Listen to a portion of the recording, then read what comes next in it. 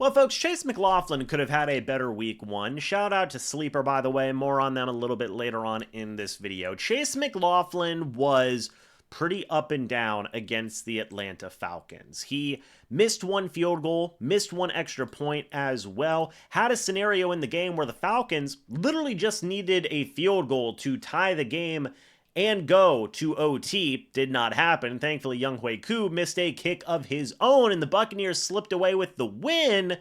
But I do understand why there may be some people out there who are saying, whoa, what is going on here? Chase McLaughlin doesn't usually do this, and now he missed a kick. What is happening? And I will say, look, in the vacuum of looking at this game in general, it is obviously not great whenever you leave 4 points on the board, because then it would have been 27-20, and the scenarios could have been, a lot different from what they were at the end of the game, okay? The field goal that he missed was a 44-yarder, and then he missed an extra point at the end of the game as well, which again still would have put the Buccaneers in a more favorable position than what they were in, 23-20 at the end of the game. The Falcons would have needed a touchdown to go up instead of having to play for a field goal to tie the game and go to overtime, right?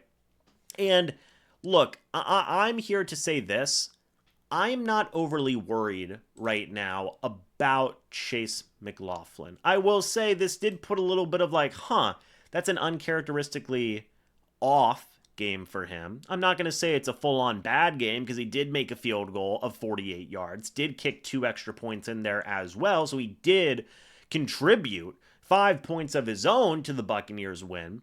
But I am going to say that this is something that is maybe worth paying attention to going forward as we continue to look into McLaughlin this upcoming season. Real quick, guys, I want to say thank you to the sponsor of this channel. It's Sleeper. If you guys use the code MrBucs, you get a $100 deposit match up to $100.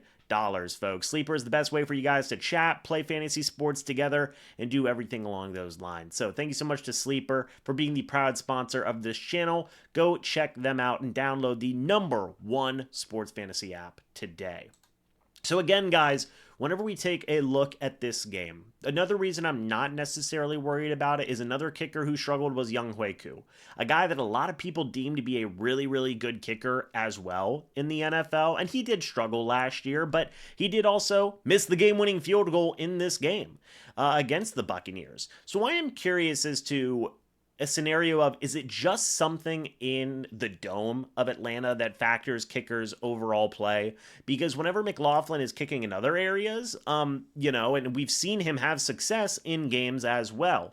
I'm not going to, sit here and dive into, maybe I could dive into the full-on specifics of how Chase McLaughlin has looked while playing in the Atlanta Falcons dome in terms of game stats and things along those lines.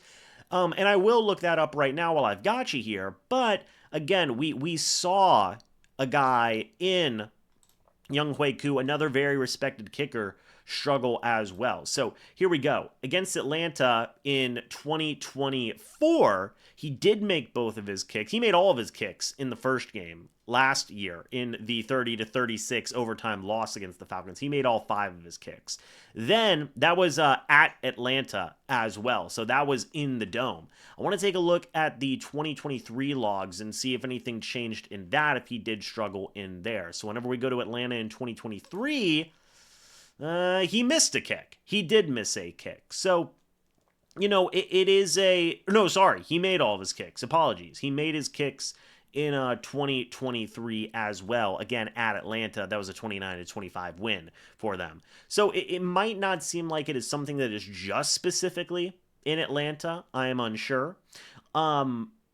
Again, in that Falcons game, he made all of his kicks again. So I don't know if it is just specifically something in Atlanta, but I do also know that Younghoe Koo missed a kick as well during the game, so it might not just be a McLaughlin issue. And I do think that it can certainly look to bounce back after that game. There was a game last year against Baltimore where he missed a kick. The next game, he made all of his kicks the game after that. Whenever he missed a field goal against Carolina in that game, the next week he made all of his kicks. So McLaughlin is pretty darn solid in terms of bouncing back from a missed kick here or a missed kick there. Now, I will say his 2 missed kicks, it might be the most of his Buccaneers career, guys. Let me check real quick. Yeah, 2 missed kicks. That's the most missed kicks in one game in his Buccaneers career is 2. He usually, if misses any, he'll miss 1, but this is the first time he's missed 2. So I overall want to say this. I understand why people are like a little bit like, oh no. I don't think there's reason to worry. I do believe McLaughlin is going to bounce back, still be able to be a very, very, very solid kicker for Tampa Bay, and still be the guy that a lot of Bucs fans know and love him to be, which is a very solid, very reliable kicker. If this continues, well, obviously we're going to make a follow-up video and probably be a little bit more worried in that circumstance, but I don't believe it will. Let me know your guys' thoughts and opinions about Chase McLaughlin. Are you worried after his performance against the Atlanta Falcons? Are you not worried? Let me know. I'd love to hear it down in the comment section below. Hey, thank you guys so much for watching this video. Hope y'all enjoyed. And as always, guys, I'll see you all in the next video or the next live stream. But until then, and as always, guys, goodbye for now, and go Bucs.